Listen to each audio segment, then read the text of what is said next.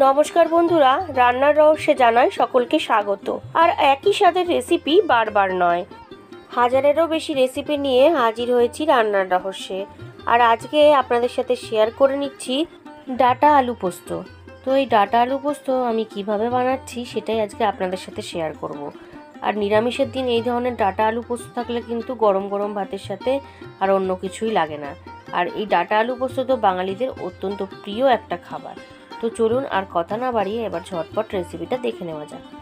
তো প্রথমে এই রেসিপি রেডি করার জন্য আমি এখানে সজনের ডাঁটা খোসা ছাড়িয়ে নিয়েছি আলু, টমেটো আর কাঁচা পাকা লঙ্কা নিয়েছি, লঙ্কার গুঁড়ো, পাঁচফোড়ন, হলুদ গুঁড়ো, পোস্ত, লঙ্কা দিয়ে বেটে রেখেছি। আর রান্নাটা করব সর্ষের তেলে। তো প্রথমেই কড়াইতে সর্ষের তেল দিয়ে নিচ্ছি, তেলটাকে খুব ভালো করে গরম করে নিয়েছি। এইবার ওই তেলের মধ্যে দিয়ে দিচ্ছি একদম হাফ টিস্পুন মতন পাঁচফোড়নের পাশাপাশি দিয়ে দেবো চিড়ে রাখা কাঁচা পাকা লঙ্কাগুলো, দিয়ে একটু ভালো করে ফ্রাই করে নেব যতক্ষণ না ফোড়ন থেকে স্মেল বের হয়। তো দেখুন ফোড়ন থেকে কিন্তু স্মেল বের হয়ে গেছে। এইবার কেটে রাখা আলুগুলো দিয়ে দিচ্ছি। আলুগুলো দিয়ে একটু ভালো করে অর্থাৎ লাল লাল করে আলুগুলোকে ভেজে নেব। বেশ কিছুক্ষণ আলুগুলোকে আমি ভেজে নিয়েছি। এবার হাফ টিস্পুন হলুদ গুঁড়ো দিয়ে দিলাম, আর তার পাশাপাশি দিয়ে দিচ্ছি কেটে রাখা টমেটোটা কিন্তু এই আলু পোস্ততে অবশ্যই দেবেন। টমেটোটা দিয়ে এবার ভালো করে ফ্রাই করে নেব।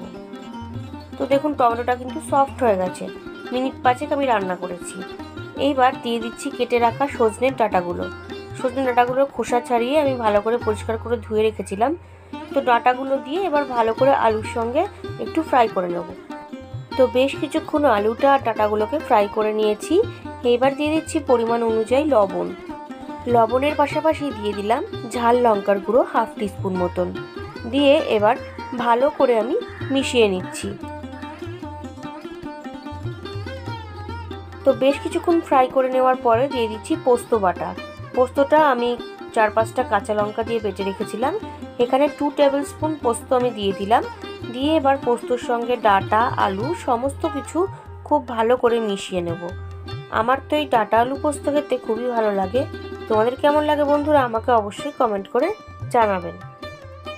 তো খুব ভালো করে আমি পোস্তটা ডাঁটা আলুর সঙ্গে কষিয়ে নিয়েছি। এইবার গরম জল দিয়ে দিলাম 1 কাপ পরিমাণে। গ্রেভিটা আপনারা কতটা রাখবেন সেটা আপনারা নিজেদের আন্দাজ করে দেবেন। আমি এতটুকুই রাখবো, তাই জন্য বেশি জল আমি ইউজ করিনি। তো দেখুন ভালো করে আমি মিশিয়ে দিলাম। এইবার ফুটতে শুরু করেছে।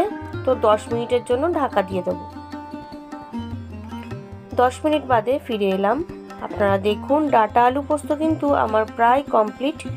ডাঁটা, আলু সমস্ত কিছু কিন্তু খুব ভালো করে সেদ্ধ হয়ে গেছে আর খুব সুন্দর একটা গন্ধও আসছে। এইরকম গরম গরম ডাঁটা আলু পোস্ত কিন্তু গরম গরম ভাতের সাথে খুব সুন্দর লাগে খেতে। তো বন্ধুরা এই সিম্পল অথচ টেস্টি রেসিপিটা আমার একদম রেডি। তো এবার এটা গরম গরম সার্ভ করব। আজকের রেসিপি ডাঁটা আলু পোস্ত একদম রেডি। ভালো লাগলে বাড়িতে অবশ্যই ট্রাই করবেন ও টেস্টের আনন্দ নেবেন। তার পাশাপাশি লাইক, শেয়ার, কমেন্ট করতে ভুলবেন না। আর নতুন বন্ধুরা যারা এখনও পর্যন্ত আমার চ্যানেলটিকে সাবস্ক্রাইব করেননি তারা আরও ভালো ও নতুনত্ব রেসিপির জন্য রান্নার রহস্যকে অবশ্যই সাবস্ক্রাইব করবেন। ধন্যবাদ।